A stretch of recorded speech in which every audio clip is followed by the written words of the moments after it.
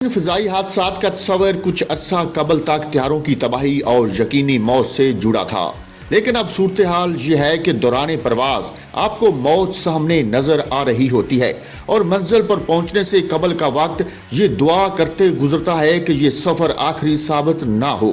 ایسا ہی ایک منظر حال ہی میں الاسکا ایئر لائنز کی ایک پرواز میں دیکھنے میں آیا، جس میں 174 مسافر اور عملے کے 6 ارکان سوار تھے۔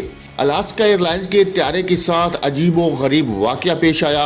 اڑتے ہوئے جہاز کا دروازہ ٹوٹ گیا۔ عجیب و غریب حادثے میں طیارے کا دروازہ ہی اڑنے کے باعث پرواز کو امریکہ کے شہر پورٹ لینڈ میں ہنگامی لینڈنگ کرنا پڑی۔ فوری طور پر یہ واضح نہیں ہو سکا کہ آیا کوئی زخمی ہوا یا نہیں۔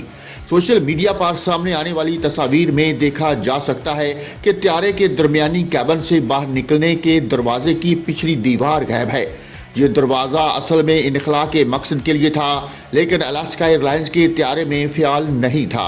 طیارے کو 174 مہمانوں اور عملے کے 6 ارکان کے ساتھ پورٹ لینڈ انٹرنیشنل ایئرپورٹ پر بحفاظت اتار لیا گیا۔ فلائٹ اینالائزرز کے اعداد و شمار کے مطابق پرواز کے دوران طیارہ 16,000 فٹ کی بلندی پر پہنچ گیا اور پھر اچانک نیچے اترنا شروع ہو گیا۔ مسافروں نے اپنے تکلیف دہ تجربے کو بیان کرتے ہوئے اسے ایک ڈراؤنا خواب قرار دیا۔